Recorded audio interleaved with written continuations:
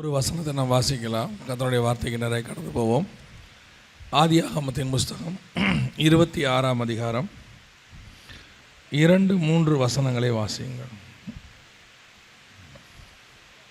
ஆதியாகமத்தின் புஸ்தகம் 26ஆம் அதிகாரம் 2-3 வசனங்களை வாசியுங்கள். கர்த்தர் அவனுக்கு தரிசனமாகி, நீ எகிப்துக்கு போகாமல் நான் உனக்கு சொல்லும் தேசத்திலே குடியிரு, இந்த தேசத்திலே வாசம் பண்ணு. நான் உன்னோடே கூட இருந்து உன்னை ஆசீர்வதிப்பேன். நான் உனக்கும் உன் சந்ததிக்கும் இந்த தேசங்கள் யாவையும் தந்து உன் தகப்பனாகிய ஆபிரகாமுக்கு நான் இட்ட ஆணையை நிறைவேற்றுவேன்.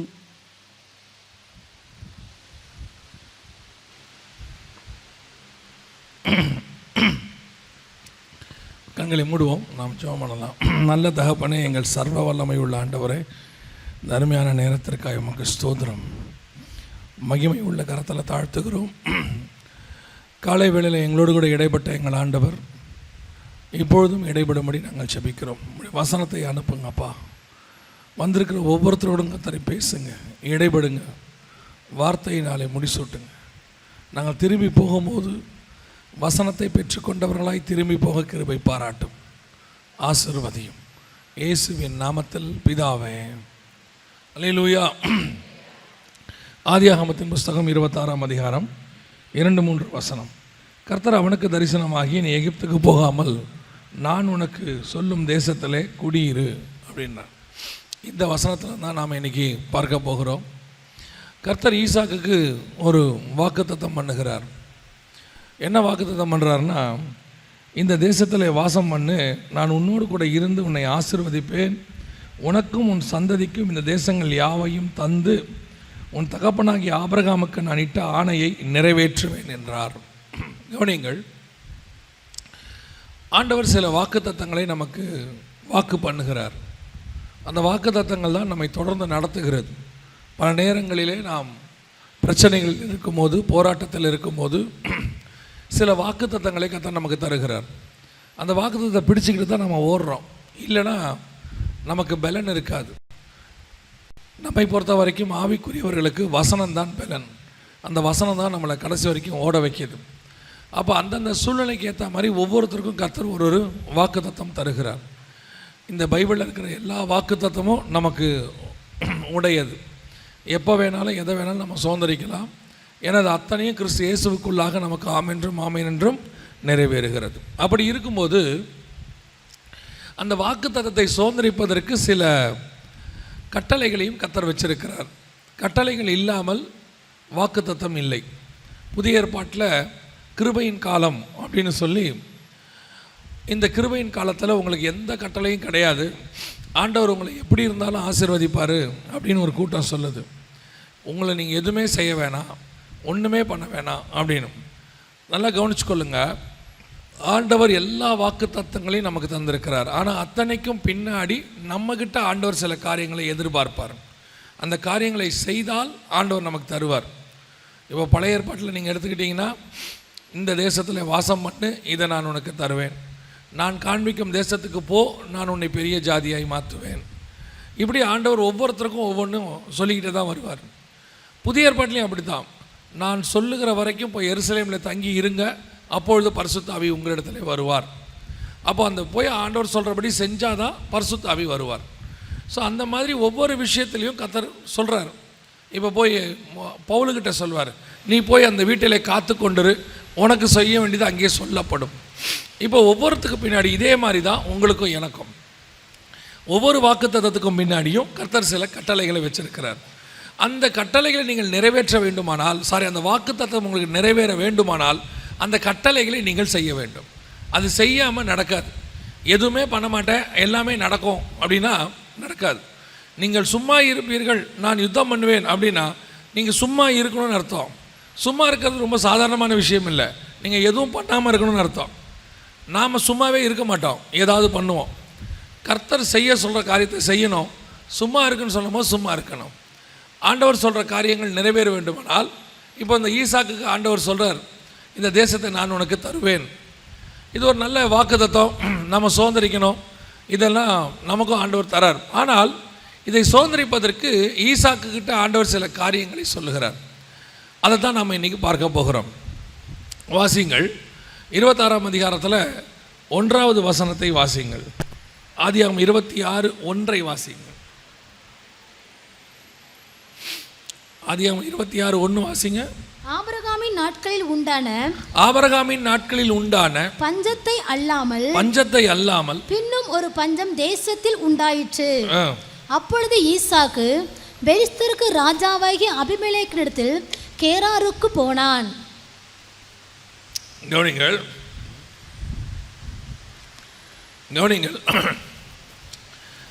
இந்த தேசத்தை சுதந்திரிப்ப, இந்த தேசத்தில் நீ இருப்ப, இதில் வாசம் பண்ணு எல்லாம் சொல்கிற ஆண்டவர், நான் உனக்கு சொன்ன கட்டளைகள் எல்லாம் நிறைவேற்றுவேன், உங்கள் அப்பாவுக்கு கொடுத்த ஆணையை நிறைவேற்றுவேன் எல்லாம் சொல்கிறாரு. ஆனால் அதற்கு ஆண்டவர் சொல்லக்கூடிய ஒரே ஒரு கட்டளை, இந்த தேசத்தில் நீ வாசம் பண்ணு. குறிப்பாக சொல்கிறார், நீ எகிப்துக்கு போகாமல், 2வது வசனம், எகிப்துக்கு போகாமல் நான் உனக்கும் சொல்லும் தேசத்தில் குடியிரு, இந்த தேசத்தில் வாசம் பண்ணு. அப்போ அந்த கட்டளையை அவன் சுதந்திரிக்கணும்னா, கர்த்தர் சொன்ன அந்த வாக்குத்தத்தத்தை சுதந்திரிக்கணும்னா அந்த கட்டளையை அவன் செய்யணும், அந்த தேசத்தில் அவன் குடி இருக்கணும். ஆனால் கர்த்தர் சொல்கிற தேசம் எப்படி இருக்குன்னு பாருங்கள். 1வது வசனம் சொல்லுது, ஆபிரகாமின் நாட்களில் உண்டான பஞ்சத்தை அல்லாமல் வேறொரு பஞ்சம் தேசத்தில் உண்டாயிற்று. கர்த்தர் சொல்கிற இடம், கர்த்தர் தான் சொல்கிறாரு இங்கேயே நீ குடியிருன்னு, இதை தருவேன்னு வேற சொல்கிறாரு. ஆனால் வசனம் சொல்லுது என்ன உண்டாயிற்று? பஞ்சம் உண்டாயிற்று. நம்ம பல நேரத்தில் என்ன நினைக்கிறோம், கர்த்தர் வாக்குத்தத்தம் பண்ணால் எல்லாமே சுமூகமாக நடக்கும், எல்லாமே ஓப்பன் டோராக தான் இருக்கும் அப்படின்னு அர்த்தம் இல்லை. எல்லாமே ஓப்பன் டோராக இருக்கும், சுமூகமாக இருக்கும். அதே நேரத்தில் சில காரியங்களை கர்த்தர் அனுமதிக்கிறார். அந்த அனுமதியை நீங்கள் கடந்து தான் வரணும். முதல் தடவை எகிப்திலிருந்து கானானுக்கு, மீதியான் தேசத்துக்கு மோசே புறப்பட்டு போனார். அவர் புறப்பட்டு போகும்போது இல்லாத பிரச்சனை 2வது முறை புறப்பட்டு போகும்போது ஜனங்களையெல்லாம் கூட்டிகிட்டு போகிறார். முதல் தடவை பார்வோனால் விரட்டப்பட்ட போது மீதியான் தேசத்தில் போய் 40 வருஷம் குடியிருக்கிறார். முதல் தடவை போகும்போது மோசேக்கு எந்த பிரச்சனையும் இல்லை. 2வது தடவை போக சொல்கிறார், இதே ஜனங்களை கூட்டிகிட்டு கானானுக்கு போன்றார். போகும்போது எவ்வளவு பிரச்சனை பாருங்கள். செங்கடல் வருது, எகிப்தியர் துரத்துறாங்க, அதுக்கு பிறகு கசப்பு வருது, மாறாவி நீர் கசப்பாக இருக்குது, வெயில் வருது, எல்லாம் இருக்குது, எல்லா பிரச்சனையும் வருது. கர்த்தர் தான் வாக்கு பண்ணார், போன்னு சொல்கிறார். நீங்கள் என்ன நினைக்கிறீங்க, கர்த்தர் எனக்கு வாக்கு பண்ணார், ஏன் எனக்கு இவ்வளோ பிரச்சனை வருது அப்படின்னா, அவைகளுக்கு நடுவில் நீ கடந்து போய் சுதந்திரிக்க வேண்டும் என்பதுதான் கர்த்தருடைய திட்டம். கர்த்தர் சொன்னால் எல்லாமே கரெக்டாக இருக்கும், ஆனால் கூட இதுவும் வரும். இப்போ அந்த வசனத்தில் ரொம்ப ஸ்பெஷாலிட்டி என்ன தெரியுமா, அந்த 1வது வசனத்தில் கர்த்தர் சொல்லும் போது அழகாக மென்ஷன் பண்ணுற வார்த்தையை பாருங்கள். ஆபிரகாமின் நாட்களில் உண்டான பஞ்சத்தை அல்லாமல். ஏன் திடீர்னு ஆபிரகாமுடைய பஞ்சத்தை ஞாபகப்படுத்துகிறாரு? ஆபிரகாமுக்கும் இதே மாதிரி ஒரு பஞ்சம் வந்துச்சு, ஈசாக்குடைய அப்பாவுக்கும் இதே மாதிரி ஒரு பஞ்சம் வந்துச்சு. ஆனால் அவர் என்ன பண்ணார் தெரியுமா, அவர் நேராக எகிப்துக்கு போயிட்டார், தென் திசைக்கு போயிட்டார். எகிப்துக்கு போய் பார்வோன்கிட்ட போய் இது என் தங்கச்சின்னு சொல்லி சாராள, அதற்கு பிறகு புறப்பட்டு வந்தார். ஆனால் அதனால் வந்த விளைவு என்ன, பஞ்சம் வருது. அந்த தேசத்தில் கர்த்தர் வாக்குத்தத்தம் பண்ண தேசம் கானான் தேசம், அங்கே தான் இருக்கிறார். திடீர்னு பஞ்சம் வந்த உடனே புறப்பட்டு நேராக எகிப்துக்கு போயிட்டார். அங்கே போயிட்டு ரிட்டர்ன் ஆகும்போது தான் அவருக்கு ஆகார் கூட வராங்க. ஏன்னா பார்வோன் வேலைக்காரர்களையும் வேலைக்காரிகளையும் கொடுத்தான்னு இருக்கு. அப்போ தான் ஆகார் கூட வராங்க. ஆகார் வந்தாங்க. 16ஆம் அதிகாரத்தில் ஆகார் இஸ்மவேலை பெற்றெடுக்கிறாங்க. இஸ்மவேல் துஷ்ட மனுஷனாக இருப்பான் என்று வசனம் சொல்லுகிறது. கடைசி வரைக்கும், இன்னைய வரைக்கும் இஸ்ரவேலுக்கு துஷ்ட மனுஷனாக, ஆபத்தாக இஸ்மவேல் இருக்கிறான். அதைத்தான் உங்களுக்கு சொல்கிறேன். பஞ்சம் வரும்போது அதில் ஒரு லூப் லைன் தேடக்கூடாது. இதிலேருந்து விடுதலை ஆகிறதுக்கு என்ன பண்ணணும் அப்படின்னு சில நேரத்தில் நம்ம அறிவை யூஸ் பண்ணுவோம். இப்போது நகோமி நம்ம எல்லாருக்கும் தெரிஞ்ச ஒரு விஷயம் ரூத் புஸ்தகத்தில் இருக்குது. இப்போ அவங்களுக்கு பஞ்சம் வந்துச்சு, உடனே கிளம்பி மோவாபுக்கு போயிட்டாங்க. மோவாபுக்கு போய் அங்கே தங்கி தன்னுடைய 2 பிள்ளைகள், கணவன் எல்லாத்தையும் இழந்துட்டாங்க. இப்போ அவங்க பெத்லகேமிலே கர்த்தர் போஷிக்கிறார் என்று சொல்லி திருப்பி மோவாபை விட்டு பெத்லகேமுக்கு வராங்க. இதோட அர்த்தம் என்ன, எங்கே ஆசீர்வாதம் இருக்குதோ அங்கே போகிறது, எங்கே பிரச்சனை இருக்குதோ அங்கேருந்து விலகணும்னு நினைக்கிறது, அந்த இடத்த விட்டு ஓடிடணும்னு நினைக்கிறது. ஆனால் ஆண்டவர் சொல்கிறாரு, நான் உன்னை சொன்ன இடத்துல குடியிரு. நான் உன்னை சொன்னேன்னா அங்கே பஞ்சம் வந்தாலும் நீ அங்கே இரு, நான் உன்னை அங்கே ஆசீர்வதிக்க வல்லமை உள்ள தேவனாக இருக்கிறேன். இந்த ஊழியத்தின் பாதையாக இருக்கட்டும், ஆவிக்குரிய வாழ்க்கையாக இருக்கட்டும், பிரச்சனை இல்லாமல் ஆசீர்வாதத்தை பெற்றுக்கொண்டவங்க கிடையாது. நிறைய பேர் இன்றைக்கி கடைசி காலத்தில் உனக்கு பிரச்சனையே இல்லைங்கிறாங்க. அப்படி ஒரு வாழ்க்கை கிடையவே கிடையாது. ஏற்றத்தாழ்வுகள் உண்டு, மேடு பள்ளங்கள் உண்டு, எல்லாம் உண்டு. இடுக்கனான வாசல் வழி தான் பிரவேசிக்கணும்னு பைபிள் சொல்லுது. சிலுவையை எடுத்துக்கொண்டு தான் பின்னாடி போகணும்னு வசனம் சொல்லுது. ஆனால் இன்றைக்கி என்ன வருது, ஒரு பெரிய மூத்த ஊழியர் ஒரு முறை டிவியில் விதமாய் பிரசங்கம் பண்ணார். உனக்கு பிரச்சனையே கிடையாது, போராட்டமே கிடையாது, அப்படி இருக்குன்னா நீ ஏதோ தப்பு செய்கிற, நீ ஒரு பாவி அப்படின்னு பிரசங்கம் பண்ணார். அந்த பிரசங்கத்தை பார்த்து கொண்டிருந்த இன்னொரு மூத்த ஊழியர், அவரை விட மூத்த ஊழியர், அவர் என்ன பண்ணார் தெரியுமா? நேரடியாக அந்த பிரசங்கம் பண்ண ஊழியக்காரருடைய அப்பாவுக்கு ஃபோன் பண்ணார். ஃபோன் பண்ணி அவங்க 2 பேரும் ஒரே காலத்தில் ஊழியம் பண்ணவங்க. இந்த டிவியில் பண்ணவர் வந்து 2வது தலைமுறை. அப்போ இவர் நேரடியாக அவருக்கு ஃபோன் பண்ணி அந்த மூத்த ஊழியருக்கு, ஏன்பா என்ன உன் பையன் டிவியில் பிரச்சனையே இல்லை, போராட்டமே இல்லைங்கிறான், நிஜம்தானா? அப்படி தான் இருக்குமா ஊழியம் அப்படின்னு கேட்டாராம். உடனே அந்த மூத்த ஊழியர் சொன்னாராம், அவன் சொல்கிறது உண்மைதாங்க, பிரச்சனை கிடையாது, போராட்டம் கிடையாது, எதுவும் கிடையாது, எதுவும் அவனுக்கு கிடையாது, எல்லாமே எனக்கு தான். ஏன்னா நான் எல்லாத்தையும் ரெடி பண்ணி வச்சுட்டேன், இப்போ அவன் அப்படி தான் பேசுவாங்கிறார். எதுக்கு சொல்கிறேன்? ஊழியத்தின் பாதையாக இருக்கட்டும், ஆவிக்குரிய வாழ்க்கையாக இருக்கட்டும், சில கடினமான பாதைகள் வரும், சில சோதனைகள், சில பஞ்சங்கள் வரும். அந்த பஞ்சத்தில் கூட கர்த்தர் சொல்கிறாரு, நீ இங்கேயே தங்கியிரு. அந்த பஞ்சம் உன்னை ஒரு நாளும் கொல்லாது. அதை மட்டும் நல்லா தெரிஞ்சுக்கொள்ளுங்க. கர்த்தர் உனக்கு அனுமதி கொடுத்துருக்கிற பஞ்சம், கர்த்தர் உனக்கு அனுமதி கொடுத்துருக்கிற வனாந்திரம் ஒரு நாளும் கொல்லாது. பைபிளில் வனாந்திரத்தை கிராஸ் பண்ணாத ஒரு பரிசுத்தவான் கிடையவே கிடையாது. வனாந்திரத்தை கிராஸ் பண்ணாதவங்க, ஆபிரகாம் வனாந்திரத்தை கிராஸ் பண்ணியிருக்கிறார், ஈசாக்கு வனாந்திரத்தை கிராஸ் பண்ணியிருக்கிறார், யாக்கோபு வனாந்திரத்தை கிராஸ் பண்ணியிருக்கிறார், இஸ்ரவேல் ஜனங்கள் வனாந்திரத்தை கிராஸ் பண்ணியிருக்கிறாங்க, எலியா வனாந்திரத்தை கிராஸ் பண்ணியிருக்கிறார், எலிசா வனாந்திரத்தை கிராஸ் பண்ணியிருக்கிறாரு, இயேசு கிறிஸ்து வனாந்திரத்திற்கு போனார், பவுல் வனாந்திரத்திற்கு போனார். வனாந்திரத்துக்கு போகாத பரிசுத்தவான்கள் கிடையாது. யோசேப்பு, தானியேல், யாரை வேணாலும் எடுத்துக்கோங்க. நம்முடைய வாழ்க்கையில், ஆவிக்குரிய வாழ்க்கையில் அது ஒரு பார்ட்.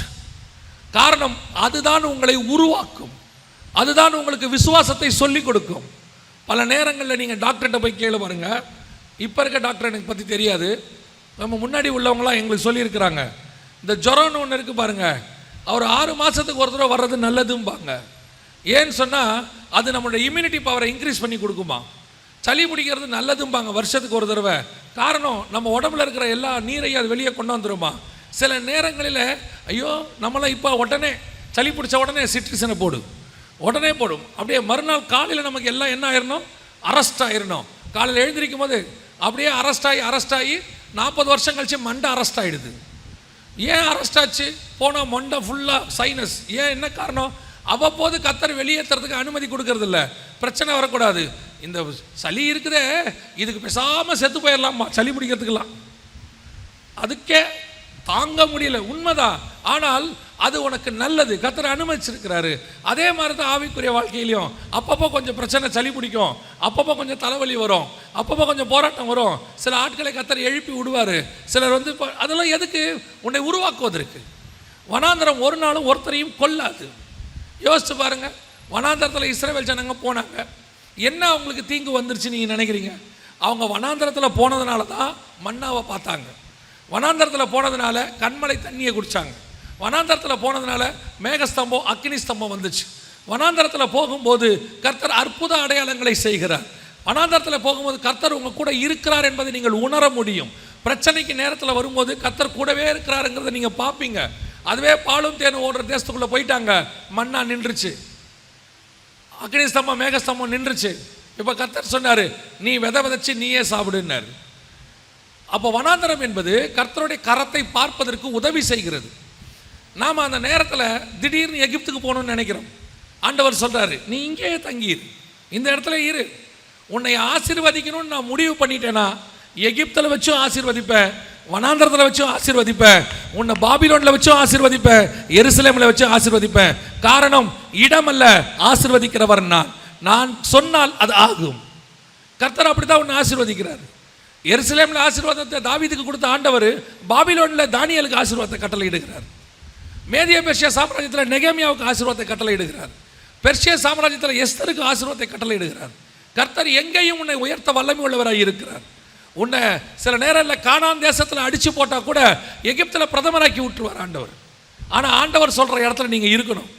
கர்த்தர் சொல்கிற இடத்துல உடனே சில நேரத்தில் பிரச்சனை வந்த உடனே இந்த இடத்த விட்டு போயிடலாமா, வெளிநாட்டுக்கு போயிடலாமா, என்னமோ வெளிநாட்டில் அப்படியே டாலர் கொட்டி கிடக்கிற மாதிரி உடனடியாக பேசாமல் சவுதிக்கு போயிடலான்னு இருக்கிறேன். போனவன் தான் கேட்கணும், அங்கே போனவனை கேட்கணும். சில நேரத்தில் ஏஜென்ட் நம்மளை சொல்லிடுவார், சவுதிக்கு போகிற ஏஜென்ட், நீங்கள் போனீங்கன்னா ஒரே வருஷத்தில் கோடீஸ்வரன் ஆயிடலாம், முதல் 3 மாதத்தில் கடன் அடைச்சிடலாம், 2வது 3 மாதத்தில் சம்பாரிச்சிடலாம், 3வது 3 மாதத்தில் இடம் வாங்கிடலாம், 4வது 3 மாதத்தில் வீடு கட்டிடலாம், ஒரே வருஷம். நீங்கள் போனவனுக்கு ஃபோன் பண்ணி கேளுங்க, ஏன்பா சவுதி எப்படி இருக்குது, வராத, நானும் ஒட்டகமும் ஒன்றா காஞ்சிக்கிட்டு இருக்கிறோம். அங்கே போனால் தான் தெரியும். நமக்கு பல நேரத்தில் என்ன நினைக்கிறோம், மாப்பிள்ளை மலேசியாவில் இருக்கிறாரு, மலேசியாவில் எங்கே இருக்கிறாரு, அங்கே போய் பார்த்தா தான் அவரு கஷ்டம் தெரியும். இந்த விவரம் புரியாமல் இங்கேருந்து மலேசியாவில் இருக்கிறவருக்கு, சிங்கப்பூர் இருக்கிறவருக்கு ஃபோன் பண்ணி ஒரு 50,000 அனுப்பிவிடு, ஏன்னா அவர் அங்கே நோட்டு தானே அடிக்கிறார். நம்ம நினச்சிக்கிறோம் இங்கேருந்து அங்கே பார்த்தோன்னா நல்லா இருக்கும், எகிப்து சூப்பராக இருக்கும்னு. அங்கே போனால் தான் ஆகார் கூட வரும். ஆகார் கூட வந்துச்சு, கதை முடிஞ்சு. இன்னைக்கு நிறைய பேர் அப்படி போய் ஆகாரை கூட்டு வந்தவன் இருக்கிறான். ஆகார்னா நான் சொல்கிறேன், ஆகார் வேற, ஆவிக்குரிய ஆகார். நீங்கள் முடிவு பண்ணிடாதீங்க, ஓ போனால் ஆகார் கிடைக்கும் போல, அதல்ல. ஆவிக்குரிய ஆகார் துஷ்ட மனுஷன், உபத்திரவம், அது வேற. அது கடைசி வரைக்கும் பிரச்சனை. பாருங்க, கர்த்தர் சொல்றார் ஈசாக்க, உங்க அப்பா போன மாதிரி நீ போயிடாதேங்கிறார். அதான் அந்த வசனத்துக்கு என்ன அர்த்தம் தெரியுமா? ஆபிரகாம் நாட்களில் உண்டான பஞ்சத்தை இல்லாமல் வேறொரு பஞ்சம் உண்டாயிட்டு சொல்லிட்டு நீ எகிப்துக்கு போகாமல் ஏன் ஆரம்பிக்கிறார்னா, உங்க அப்பா போன மாதிரி நீ போயிடாத, நான் உனக்கு வேற வச்சிருக்கிறேன். உன் அழைப்பு வேற, உனக்கு கொடுக்கப்பட்ட வாக்கு தத்தம் வேற. அவங்க சுதந்திரிச்ச மெத்தட் வேறையா இருக்கும், உங்க அப்பா சுதந்திரிச்சது. ஆனா உனக்கு நான் கொடுக்குற மெத்தட் வேற. ஈசாக்க பார்த்து கர்த்தர் சொல்றாரு, நான் உனக்கும் சொல்லும் தேசத்தில் குடியிரு. பஞ்சம் வந்துச்சா உண்மைதான். இப்போ நான் சொல்ற தேசத்தில் நீ குடியிரு. என்ன நடக்குதுன்னு பாரு. 26ஆம் அதிகாரம் 12வது வசனத்தை வாசிங்கள். ஈசாக்கு அந்த தேசத்தில் விதை விதைத்தான். கர்த்தர் அவனை ஆசீர்வதித்ததனால், நல்லா கவனிங்க, ரொம்ப பர்டிகுலர் வேர்டு ஒன்று இருக்கு அதுல. கர்த்தர் அவனை ஆசீர்வதித்ததனால் அந்த வருஷத்தில், எப்படி அந்த வருஷத்தில் 100 மடங்கு பலன் அடைந்தான். அந்த வருஷம் என்ன இருந்துச்சு தேசத்துல? பஞ்சம் இருந்துச்சு. ஈசாக்கு விதை விதைத்தான், அந்த வருஷத்தில் கர்த்தர் அவனை 100 மடங்கு ஆசீர்வதித்தார். அப்படின்னா என்ன அர்த்தம்? ஊருக்கே பஞ்சம், நீ விதை உன்னை ஆசீர்வதிக்கிறவர் நான். பஞ்சம் எல்லாருக்கும் பஞ்சம் தான்யா, பஞ்சம் ஒரு மாற்று கருத்தும் இல்லை. ஆனால் நான் சொல்ற தேசத்தில் நீ குடியிரு, நீ அங்கே இரு. பஞ்சத்துக்கு நடுவில் உன்னை எப்படி ஆசீர்வதிக்கணும்னு எனக்கு தெரியும். நான் உன்னை ஆசீர்வதிப்பேன், நீ ஓடாத. அந்த இடத்த தேடி ஓடுறது இந்த சிலர் முடிவு எடுக்கிறா, பேசாம இதை விட்டுட்டு அங்கே போயிடலாமா, இதை விட்டுட்டு இங்கே போயிடலாமா. எங்கேயும் போகாது, கர்த்தர் சொல்லுகிற இடத்தில் குடியிரு. இந்த கர்த்தர் சொல்ற இடங்கிறது ரொம்ப இம்பார்ட்டன்ட். கர்த்தர் ஒரு இடத்த உனக்குன்னு குறித்து வச்சிருப்பாரு. அந்த பர்டிகுலர் பிளேஸ் அங்கே இருந்தால் தான் ஆசீர்வாதம். ஊழியத்தின் பாதையாக கூட இருக்கட்டும், கர்த்தர் உனக்கு சொன்ன இடத்துல நீ ஊழியம் பண்ணு. நீ ஒன்றுமே பண்ண வேண்டாம், ஊழியம் தானாய் வளரும். நீ கர்த்தர் சொல்லாத இடத்துல விதை கஷ்டப்பட்டு எவ்வளவு பண்ணாலும் உன்னுடைய பாடுகள் பிரயாசம் விருதாவாய் போகும். ஆண்டவர் ஈசாக்கை பலி கொடுக்க சொல்லி ஆபிரகாமை கூட்டிட்டு வர சொல்லிட்டார். ஆனால் ஆபிரகாம் கூட்டிட்டு வந்து எல்லா இடத்துலையும் பலி கொடுக்கல. அந்த 22ஆம் அதிகாரம் என்ன அழகா சொல்லுது பாருங்க. அவன் கூட்டிட்டு வந்து கர்த்தர் தனக்கு குறித்த இடத்தில், அந்த வசனம் பாருங்க, 22ஆம் அதிகாரம் 9வது வசனம் வாங்க. 22:9 வாசிங்க. தேவன் அவனுக்கு சொல்லியிருந்த இடத்துக்கு வந்தார்கள். அங்கே ஆபிரகாம் ஒரு பலிபீடத்தை உண்டாக்கி, அவன் மலைக்கு வந்துட்டான், ஆனா கர்த்தர் சொன்ன இடத்துக்கு வந்து பலியிட்டான். கர்த்தர் சொன்ன இடத்துக்கு நீ வந்து பலியிட்டினா ஏற்கனவே உனக்கு ஒரு ஆடு அங்க ரெடியா இருக்கும்னு அர்த்தம். வேற எந்த இடத்துக்கு ஆபிரகாம் போயிருந்தாலும் ஈசாக்குக்கு பதிலாக அங்க ஆடு இருந்திருக்காது. ஏன்னா கர்த்தர் ஆடை ரெடி பண்ணி வச்சுட்டு தான் ஈசாக்கை கூட்டிட்டு வர சொல்லியிருக்கிறார். உன்னை ஒரு இடத்துல ஆண்டவர் இருக்க சொல்றாருன்னா உன் தேவைகளை எல்லாவற்றையும் அங்கே ரெடி பண்ணி வச்சுட்டு தான் கர்த்தர் அங்கே இருக்க சொல்றாரு. நம்ம நினச்சிக்கிறோம், என்னங்க இப்படி பஞ்சம், ஆண்டவர் ஏன் என்ன இந்த பஞ்சத்தில் இருக்க சொல்றாரு? நீ பஞ்சத்தின் நடுவில் இரு, உன் தேவைகளை எல்லாம் சந்திப்பதற்கு கர்த்தர் அங்கே எல்லாம் ரெடி பண்ணி வச்சிருக்கிறார். எல்லாரையும் நீங்கள் பார்க்காதீங்க. எல்லாருக்கும், ஆமாம், எல்லாருக்கும் கேஸ் விலை ஏறிடுச்சு, உங்களுக்கும் ஏறிடுச்சு, எனக்கும் ஏறிடுச்சு. ஆனால் உங்களை என்னையும் வாங்கும்படி கர்த்தர் அதை பலப்படுத்துவார். அல்லேலூயா. நமக்கு மட்டும் கேஸ் விலை குறையாது, பெட்ரோல் விலை உங்களுக்கு மட்டும் குறையாது. நீங்கள் பெட்ரோல் பங்குக்கு போய் நின்ன உடனே உங்கள் முகம் பரிசுத்தவானின் முகம் போல் இருக்கிறது. ஆகவே பெட்ரோல் உங்களுக்கு மாத்திரம் 80 ரூபாய்னு சொல்ல மாட்டான். பால் வாங்க போன உடனே, வாங்க நீதிமானே உங்கள் பால் விலை உங்களுக்கு 50%, அதெல்லாம் சொல்ல மாட்டான். வேணா நமக்கு 2 ரூபா எக்ஸ்ட்ரா சொல்லுவான், மேபி. ஏன்னா நம்மளை பார்த்தாலே அவனுக்கு அப்படி தான் தெரியும். கர்த்தர் நம்ம கொடுத்த பெரிய கிருபை என்ன தெரியுமா? பாக்கெட்டில் பணம் இருக்கோ இல்லையோ, ஆனால் பார்த்தா நம்மளை பார்த்தா பணக்கார மாதிரியே இருக்கும். அது கர்த்தர் நமக்கு முகத்தில் வச்சிருக்கிற ஆவிக்குரிய சந்தோஷம். இப்போ நீங்கள் பாஸ்டர்லாம் பாருங்கள், அவரெல்லாம் கடன் கேட்டால் யாராவது கொடுப்பானா? அவர் எப்படி இருக்கார் பாருங்க. எனக்கு அவரை பார்க்கும்போதெல்லாம் சரியும், மனுஷன் எப்படி பலன்னு இருக்கிறார். நான் அவரை பார்க்கும்போதெல்லாம் யோசிப்பேன், இவரும் நானெல்லாம் போய் யாருக்கிட்டையாவது கொஞ்சம் பிரச்சனையாக இருக்குது, ஒரு 1 லட்சம் ரூபா போங்க சார், சும்மா கிண்டல் பண்ணாதீங்க. ஏன்னா நம்மளை பார்க்கும் போதே கர்த்தர் எப்படி வச்சிருக்கிறாரு? ஆசீர்வாதமாக வச்சிருக்காரு. முகம் அப்படி பார்க்கறதுக்கு கர்த்தர் அப்படி வச்சிருக்கிறாரு நம்மளை. அப்படி இருக்கும்போது நமக்கு எவனும் வந்து அங்கே போனவனு எதையும் குறைக்க போகிறதில்ல, எதுவும் பண்ண மாட்டான். எல்லாரை விட அரிசி விலை நமக்கு 5 ரூபாய் ஜாஸ்தி, மற்றவங்கள விட வீட்டு வாடகை நமக்கு தான் ஜாஸ்தி. உங்களுக்கு நாங்கள் வெளிநாட்டிலேருந்து பணம் வருதுங்கிறான். ஏன்னா வெளிநாட்டுக்காரன் நமக்கு தான் நேராக எடுத்து அனுப்புவார். என்ன ஒருத்தர் ரொம்ப நாள் சொல்லிக்கிட்டே இருந்தார், உங்களுக்கு என்னங்க வெளிநாட்டிலேருந்து பணம் வருதுன்னார். ஆமான்னு. ஆமான்னு. அப்படியா? எங்கேருந்து வருதுன்னாரு. வெளிநாட்டிலேருந்து வருது. மேலே ஒரு பேங்க் இருக்குது, பாஸ்வேர்டே இல்லாமல் வரும். ஆனால் என்ன, நம்ம நேரத்துக்கு அது வராது, அது நேரத்துக்கு நமக்கு வரும். நம்ம கேட்கும் போதெல்லாம் கொடுக்க மாட்டார். ஆனால் நமக்கு எப்போ தேவைன்னு அதுக்கு தெரிஞ்சு வச்சிருக்கிறாரு. கரெக்டாக தட்டி பணத்தை கொண்டு வந்து கையில் கொடுத்துருவார். ஊருக்கே பஞ்சம், ஆனால் கர்த்தர் நம்மளை ஆசீர்வதிப்பார். அந்த வருஷத்தில், பஞ்சம் இருக்கிற அதே வருஷத்தில் அதை விட பெரிய ஆசீர்வாதம் என்ன தெரியுமா? அந்த வசனத்தை திருப்பி வாசிங்க பார்ப்போம்.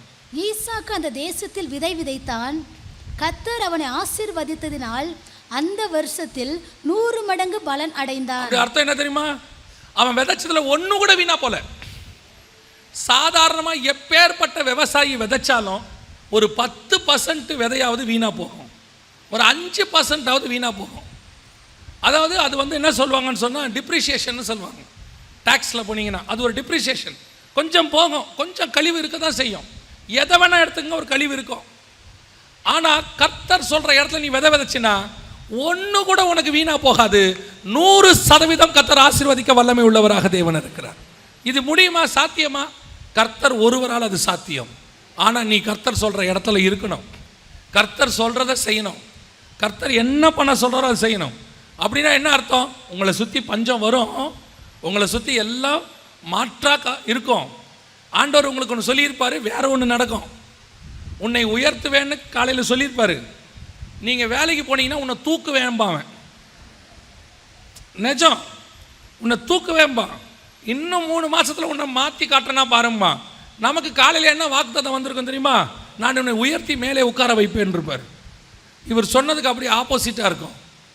ஆனால் நீங்கள் தூக்குவேன்னு சொன்னானே அதை விசுவாசிக்க கூடாது, உட்கார வைப்பேன்னு சொன்னாரே அதை விசுவாசிக்கணும்.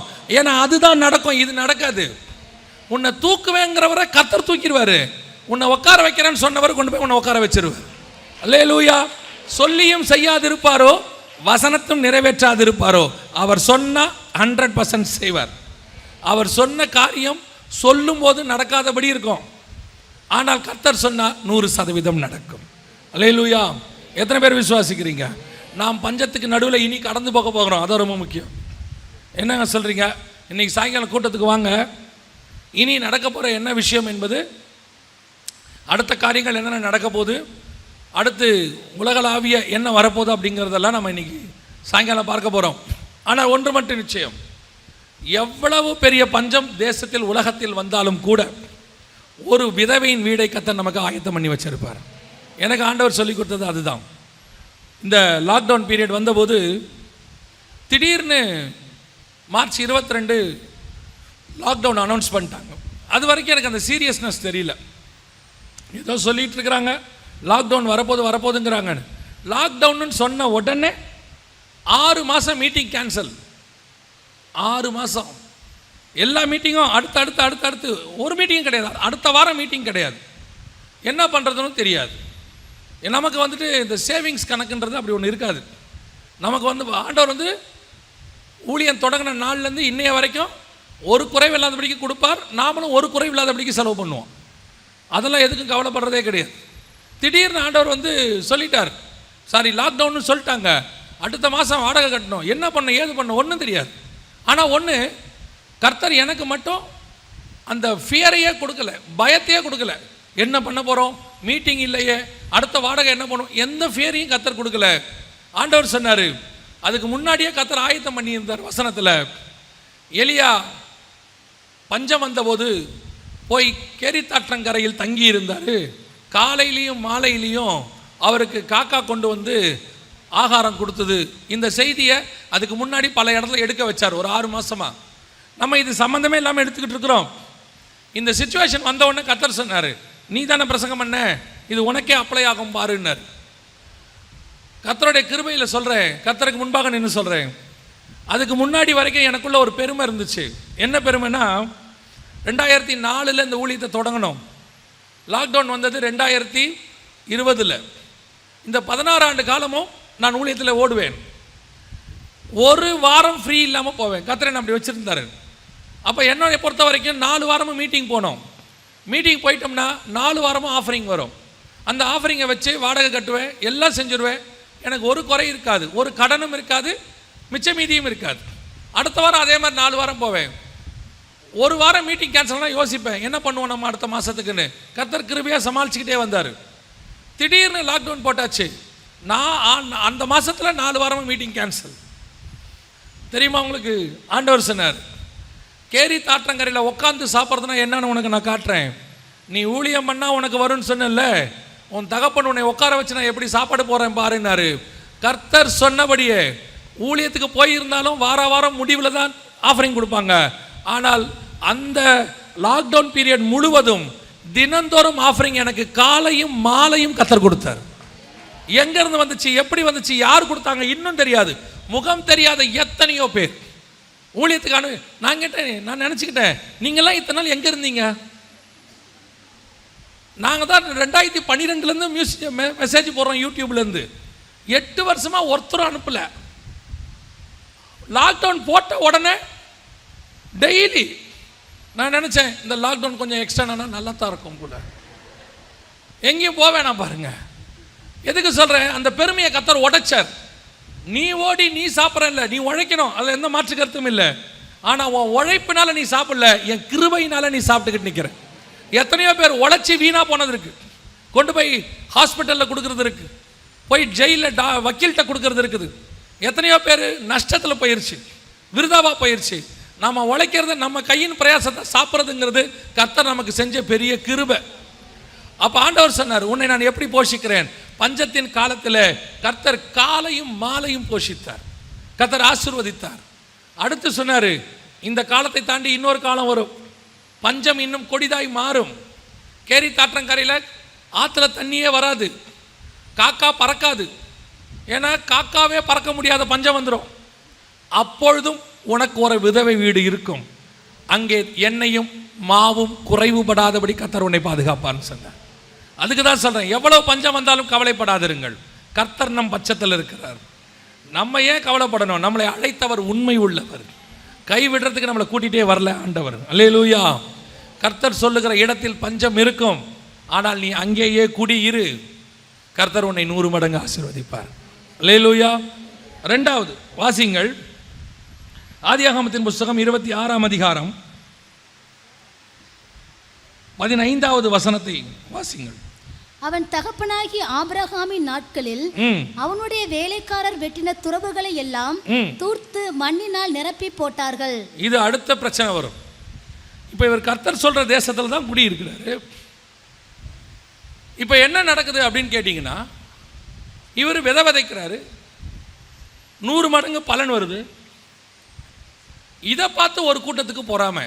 அந்த வசனம் என்ன சொல்லுது பாருங்க, அவனுக்கு ஆட்டு மந்தையும், 14வது வசனம், அவனுக்கு ஆட்டு மந்தையும் மாட்டு மந்தையும் அநேக பணிவிடைக்காரரும் இருந்தபடியினாலே பெலிஸ்தியர் அவன் மேல் பொறாமை கொண்டு அவன் தகப்பனாகிய ஆபிரகாம் நாட்களில் அவனுடைய வேலைக்காரர் வெட்டின துறவைகளை எல்லாம் தூர்த்து மண்ணினாலே நிரப்பி போட்டார்கள்.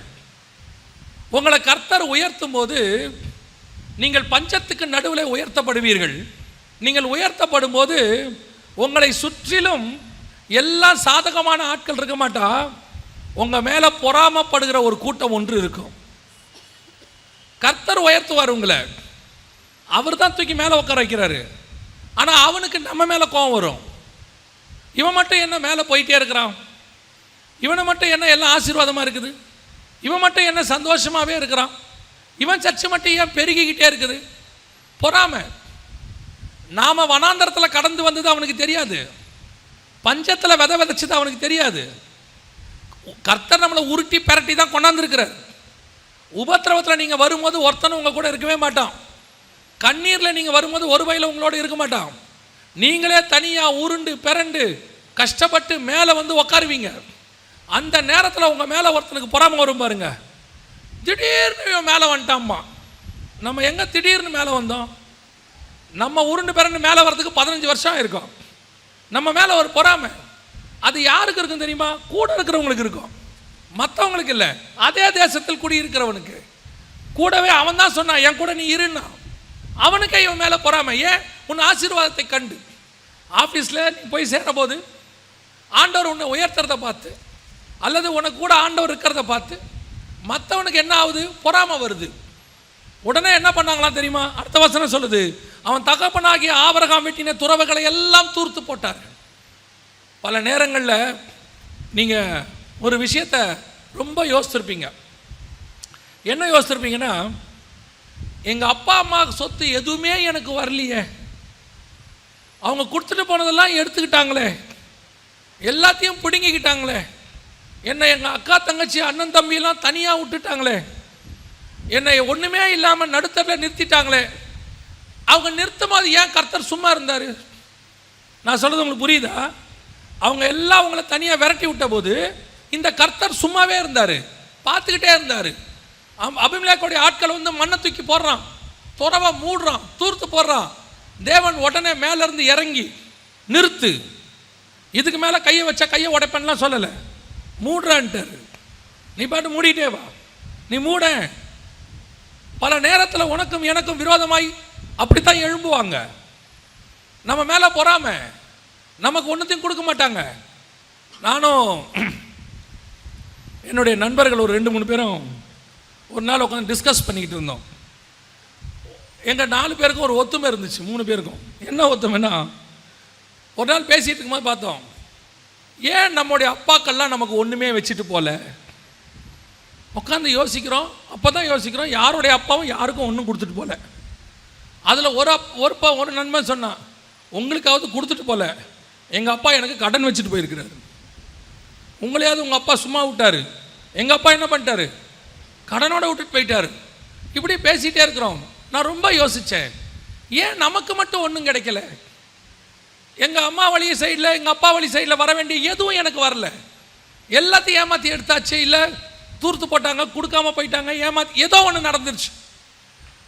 ஆனால் ஒன்று ஏன் எனக்கு கிடைக்கல அப்படின்னு யோசித்த போது ஆண்டவர் சொன்னார், நான் தான் அந்த அனுமதி கொடுத்துருக்குறேன். ஏன்? அவன் வெட்டின துறவை நீ வச்சிருந்தா அது உங்கள் அப்பாவால் வந்த ஆசீர்வாதம்பா.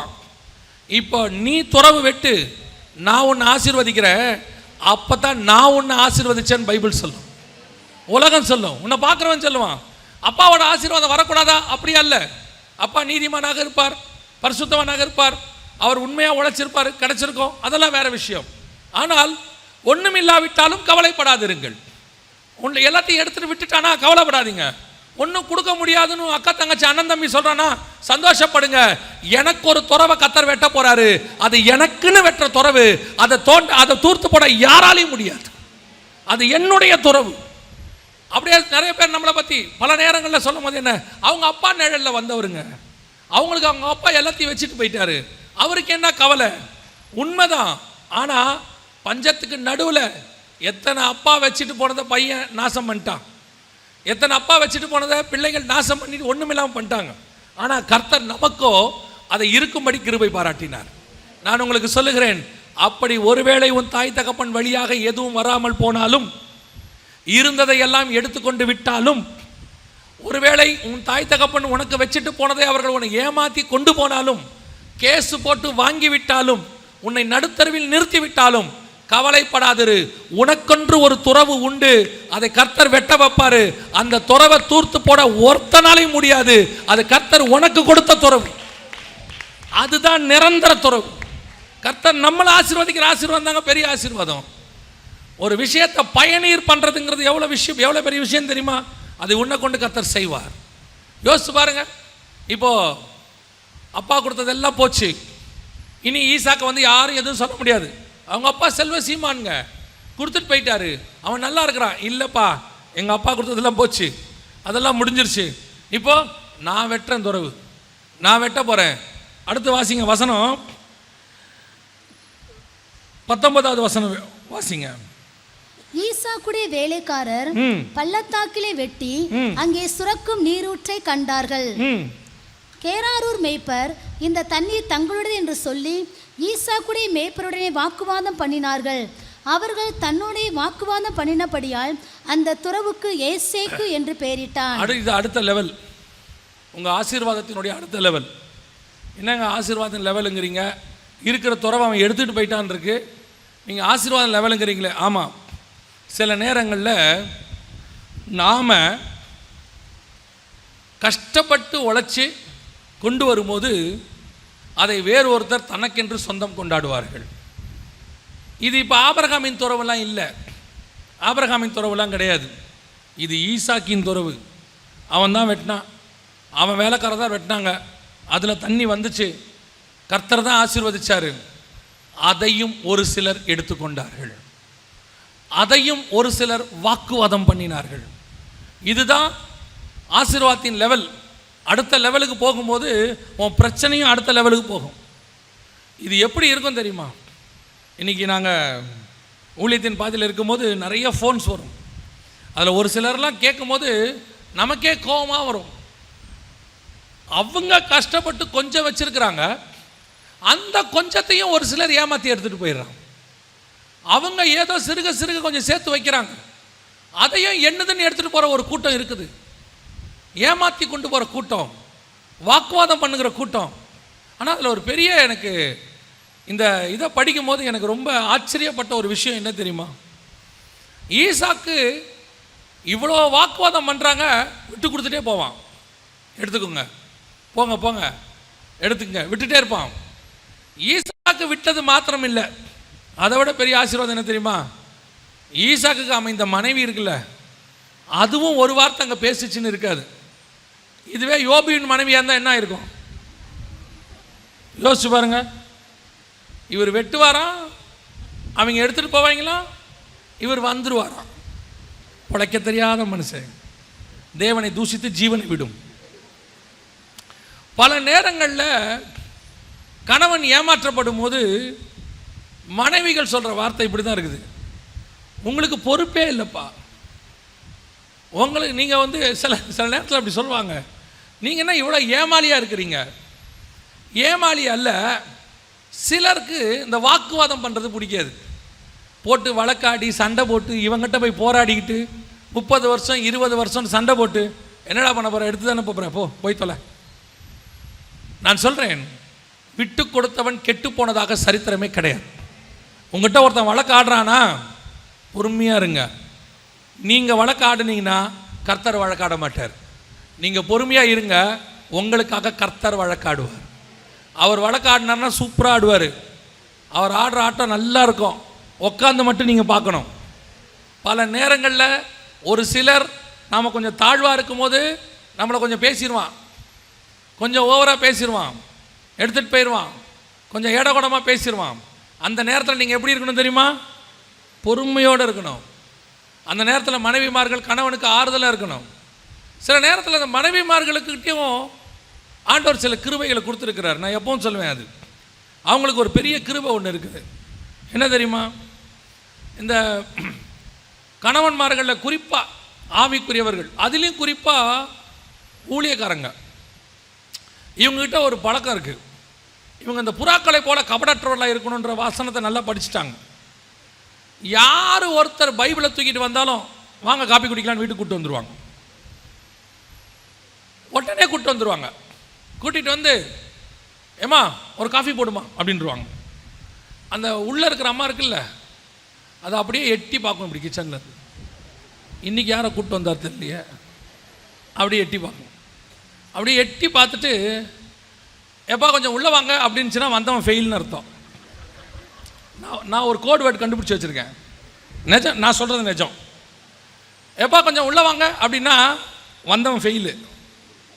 போன உடனே அந்த அம்மா கேட்கும், யார் இருந்தாலும் எதுக்கு கூட்டிகிட்டு வந்தீங்க, ஆளை பார்த்தாலே சரியில்லை. இவர் என்ன பண்ணுவோம் தெரியுமா, நீ சும்மா காப்பி போடு, உனக்கு ஒன்றும் தெரியாது, வர்றவங்களெல்லாம் இப்படி சொல்லிக்கிட்டு காப்பி போட்டு கொண்டா அப்படிம்பாரு.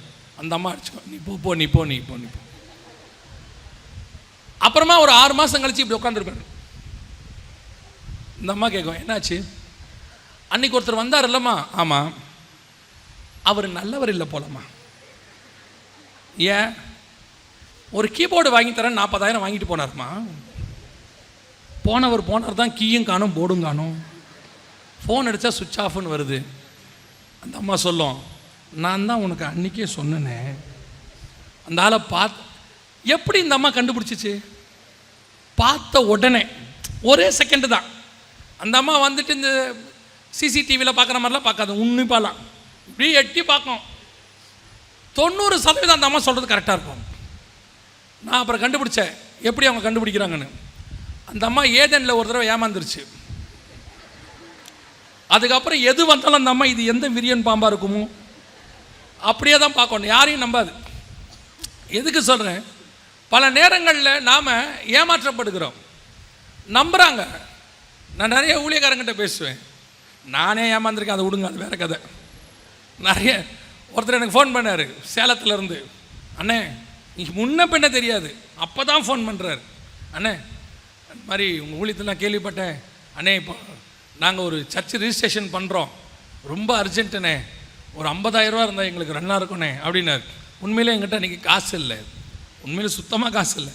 நான் சொன்னேன், இல்லை பாஸ்டர் என்கிட்ட ஒன்றுமே இல்லை. ஒரு சரிப்பா என்னன்னு வச்சுட்டார். ஒரு 15 நிமிஷம் கழிச்சு, அண்ணே 50,000 இல்லாட்டி பரவாயில்ல, ஒரு 25,000 கொடுங்க, 25,000 அட்ஜஸ்ட் பண்ணிட்டேன், ரெடி பண்ணிட்டேன்னாரு. எனக்கு ரொம்ப பாரமாயிடுச்சு. ஐயோ சர்ச்சு போயிருமே, இன்னைக்குள்ளே பண்ணணுங்கிறாரு. நானும் பார்த்தேன், இல்லை பாஸ்டர் உண்மையிலே என்கிட்ட இல்லை. சரி பரவாயில்லண்ணேன்ட்டார். அப்புறம் ஒரு அரை மணி நேரம் 15 நிமிஷம் கழிச்சு, அண்ணே 25,000 இல்லாட்டி பரவாயில்ல, ஒரு 5,000 கொடுங்க, எல்லாம் ரெடி பண்ணிட்டேன். எங்கிட்ட அன்றைக்கி 5,000 இல்லை. நான் சொன்னேன், பாஸ்டர் எங்கிட்ட ஒரு 2,000 3,000 இருக்குது, நான் அதை வேணால் உடனே உங்களுக்கு அனுப்புகிறேன், அக்கௌண்ட் நம்பர் கொடுங்கன்னு போட்டுட்டு இன்னொரு பாஸ்டருக்கு ஃபோன் பண்ணி, ஐயா இந்த மாதிரி ரொம்ப ஒரு கஷ்டத்தில் இருக்கிறார் போல், யாரோ ஒருத்தர் சர்ச்சு போயிருமா, ஒரு 5,000 ரூபா இருந்தாவது கொடுங்க அப்படின்னோடனே அவர், ஏன்னா உங்களுக்கு ஏன்னா இப்படி ஆகி போயிட்டீங்கன்னு. ஏன் 50,000லேருந்து 2,000க்கு வந்துட்டானே, அப்போவே தெரிய வேணாமா அவன் யாருன்னு. ஏன்னா 48,000 ரெடி பண்ணுறவன் அடுத்த 2,000 ரெடி பண்ண மாட்டானா. அப்புறம் தான் யோசிக்கிறேன். அப்புறம் அந்த ஏரியாவில் இருக்கிற இன்னொரு பாஸ்டர் கேட்டேன், அவர் கேட்டார், உங்களையும் ஏமாற்றிட்டானான்னாரு. எதுக்கு சொல்கிறேன், ஏமாறாத ஊழியக்காரன் கொஞ்சம் பேர் தான். ஆனால் பாஸ்டம்மா இல்லை, ஊழியக்காரம்மா, நான் ஏதோ தனிப்பட்ட முறையில் சொல்கிற மாதிரி ஆயிரும். அந்த ஊழியக்காரம்மா ஏமாற மாட்டாங்க, அப்படியே பார்த்துக்கிட்டே இருப்பாங்க. சில நேரங்களில் நாம் ஏமாற்றப்படுகிறோம், நம்மளதை எடுத்துகிட்டு போயிடுறான், கொடுக்க முடியாதுங்கிறான், என்ன பண்ணுவேங்கிறான், எங்கிட்ட அவனை தெரியும் இவனை தெரியும்பா, விட்டுற அவனை, பரவாயில்ல, உனக்கும் எனக்கும் வழக்காடுகிற ஒருவர் இருக்கிறார். ஏமாற்றிட்டு எவ்வளோ தூரம் போயிடுவான், உன்னை எண்ணியும் பேசிட்டு அவன் எவ்வளோ தூரம் போயிடுவான் வாக்குவாதம் பண்ணிட்டு. வசனம் சொல்லுது, கடைசியாக எவன் வாக்குவாதம் பண்ணானோ அவனே வந்து இவங்கிட்ட சரண்டர் ஆகிற அளவுக்கு கர்த்தர் அவனை ஆசீர்வதிச்சிட்டார். அல்லேலூயா. அந்த வசனம் வாசிங்க. அப்பொழுது அவன் என்ன சொல்றான் பாருங்க, 26ஆம் அதிகாரம் ஆதியாகமத்தின் புஸ்தகம் 28வது வசனம் வாசிங்க. அதற்கு அவர்கள், நிச்சயமாய் கர்த்தர் உம்மோடே கூட இருக்கிறார், நிச்சயமாய் கர்த்தர் உன்னோடு கூட இருக்கிறார் என்றும் கண்டோம். ஆகையால் எங்களுக்கும் உமக்கும் ஒரு ஆணை ஏற்பாடு உண்டாக வேண்டும் என்று. இவன் யார் தெரியுமா? இவன் தான் உன் துறவை எடுத்தவன், துறவை தூத்து போட்டவன், வாக்குவாதம் பண்ணவன், இந்த ஊர்ல நீ இருக்க கூடாதுன்னு சொன்னவன், நீ எப்படி இருக்கிற நான் பார்க்கிறேன்னு சொன்னவன். கடைசியில் அந்த ஊர்ல இன்னைய வரைக்கும் ஈசாக்கின் சந்ததி இருக்கிறது, அபிலேக்கின் சந்ததி இன்னைக்கு இல்லை. உன்னை இருக்க மாட்டேன், ஒளிச்சிருவேன், காணாம பண்ணிடுவேன், இருக்கிறத எடுத்துப்பேன், எப்படி இந்த இடம் உனக்கு வரும் சொல்லட்டும். கர்த்தர் பார்த்துக்கிட்டே இருப்பார் மேலே உட்காந்துக்கிட்டு. ஏன் அவனை விட்டு வச்சிருக்கிறா தெரியுமா? அவன் இருந்தாதான் நீ உயர்த்துறத அவன் பார்க்கணும். கர்த்தர் உன்னை உயர்த்துறத அவன் தான் பார்க்கணும். நீங்கள் என்ன ஜெபம் பண்ணுவீங்க தெரியுமா?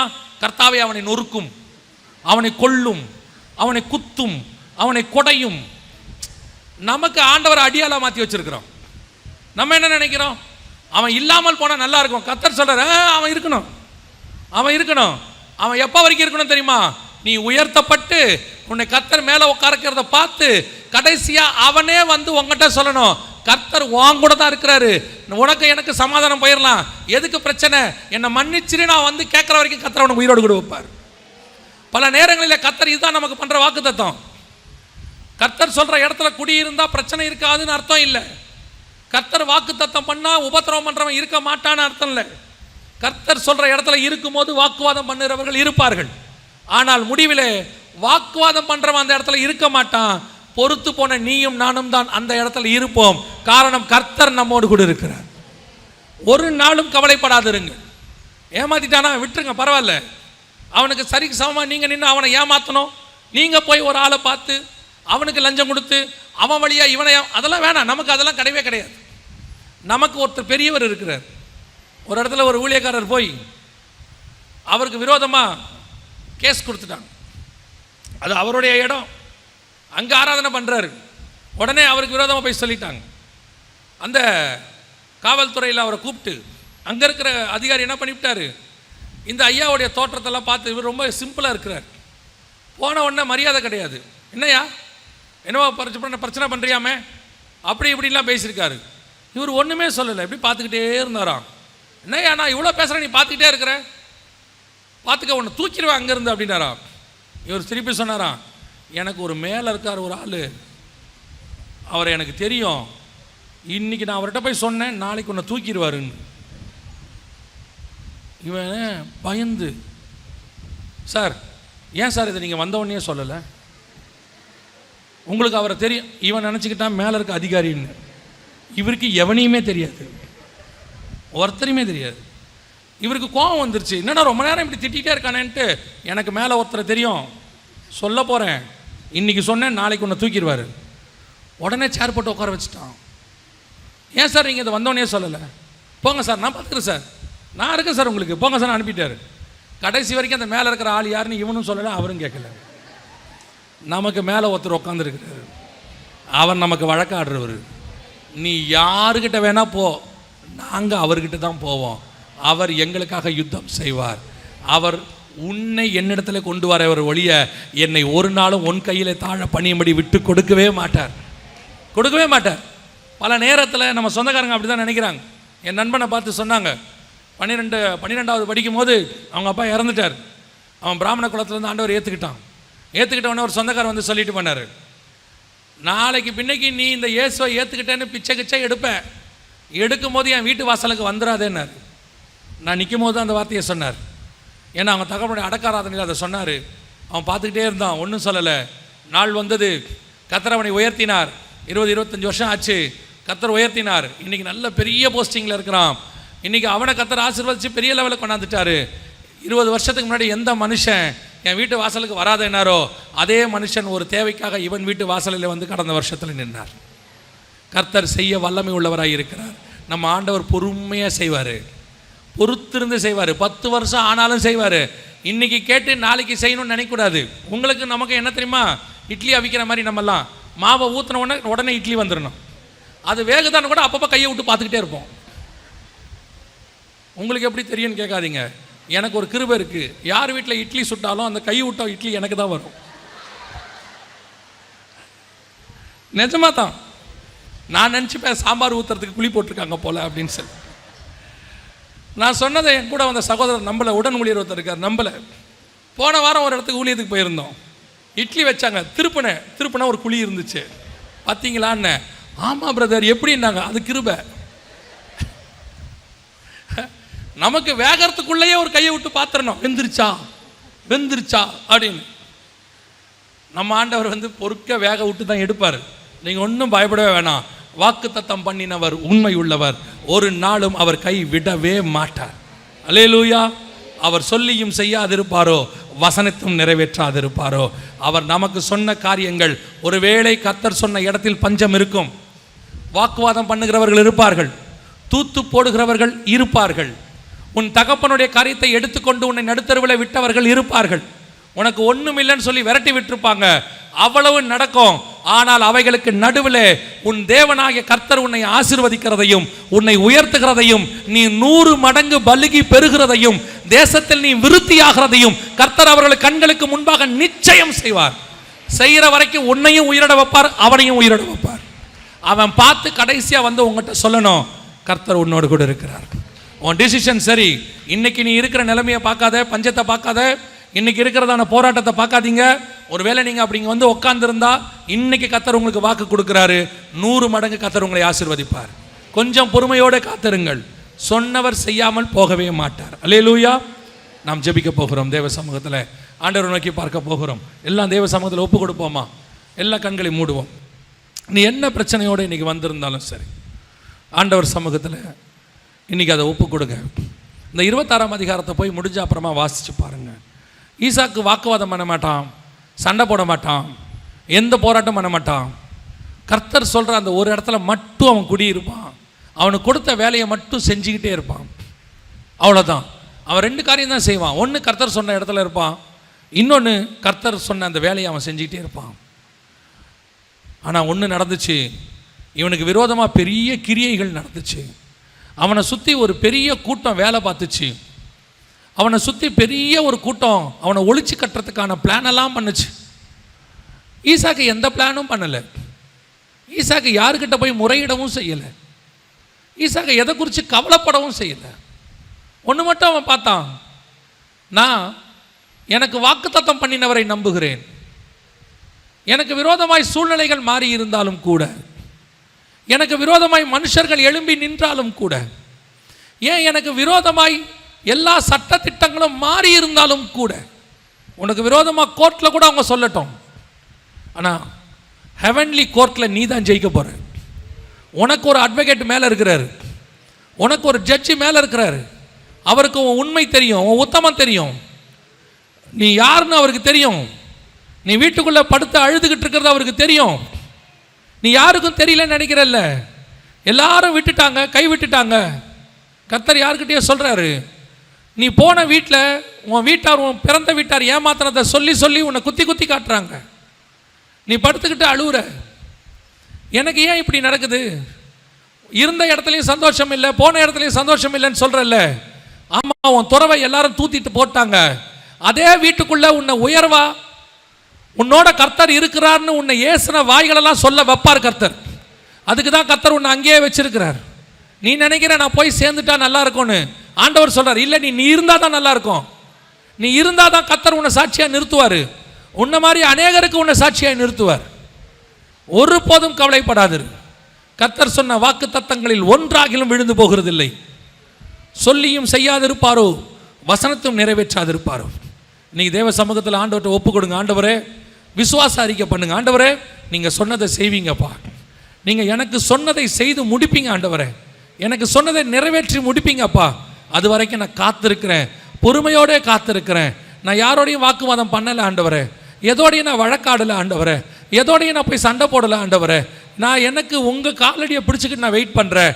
என்னை நீங்கள் உயர்த்துகிற வரைக்கும், எங்கே என் தலை தாழ்ந்ததோ அங்கேயே என் தலை உயரும். எங்கே நான் அழுதேனோ அங்கேயே நான் சிரிப்பேன். எங்கே நான் புதைக்கப்பட்டேனோ அங்கே நான் உயிரோடு கூட எழும்புவேன். எங்கே என்னை கீழே தள்ளினார்களோ அங்கே நான் உயர்வை எழும்புவேன். எங்கே என் கூடாரம் தள்ளப்பட்டதோ அங்கேயே என் கூடாரம் நாட்டப்படும். விழுந்து போன தாவீதின் கூடாரத்தை எழுப்பின தேவன் உன் கூடாரத்தையும் எழுப்பி நிறுத்துவார். ஒப்பு கொடுப்போமா தேவ சமூகத்தில்? விசுவாசத்தோட ஜெபம் பண்ணுங்க. எங்கள் சர்வ வல்லமை உள்ள தகப்பனே, இந்த அருமையான நேரத்திற்காக உமக்கு ஸ்தோத்திரம்.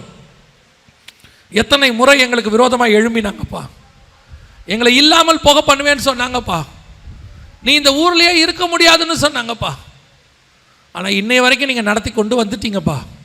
நாங்கள் நம்புகிறோம், இன்னும் நீங்கள் என்ன நடத்துவீங்கப்பா. எங்களை ஒரு நாள் நீங்கள் கை விடவே மாட்டீங்கப்பா. உங்களை நோக்கி பார்த்த நாங்கள் வெக்கப்பட்டு போனதே இல்லை ஆண்டவரே. முடிவு பரியந்தம் நீ நடத்த வல்லமை உள்ளவராக இருக்கிறீர். இந்த வார்த்தைகள் எனக்குள்ளே கிரியை செய்யட்டும், என்னை பலப்படுத்தட்டும். என்னை ஸ்திரப்படுத்தட்டும். நீர் வருமளவு இந்த வார்த்தை என்னை தாங்கட்டும். ஆண்டவரே, இங்கே இருக்கிற ஒவ்வொருத்தருக்காக நான் ஜெபிக்கிறேன். எத்தனையோ பாடுகள் மத்தியில், பிரச்சனைகளுக்கு மத்தியில், கண்ணீருக்கு மத்தியில், குறைவுகள் இல்லாமைகளுக்கு மத்தியில் உம்மை நம்பி நின்றுக்கிட்டு இருக்கிறாங்க. ஆண்டவரே, எங்களுடைய லாஸ்ட் ஹோப்பு நீங்கள் மட்டும்தான் சொல்லி நின்றுட்டு இருக்கிறாங்கப்பா. கைவிடாதீங்க ஆண்டவரே, நிறைவேற்றி கொடுங்க, ஆசீர்வதிச்சு கொடுங்க. சாட்சிகள் மேலே சாட்சிகளாக வந்து இங்கே சொல்லிக்கிட்டே இருக்கட்டும். கர்த்தர் அப்படி ஆசீர்வதிச்சுக்கிட்டே இருங்கப்பா. சபையை மகிமையின் மேல் மகிமை இறங்கட்டும். எங்கள் ஆண்டவர் இயேசுவின் நாமத்தில் பிதாவே.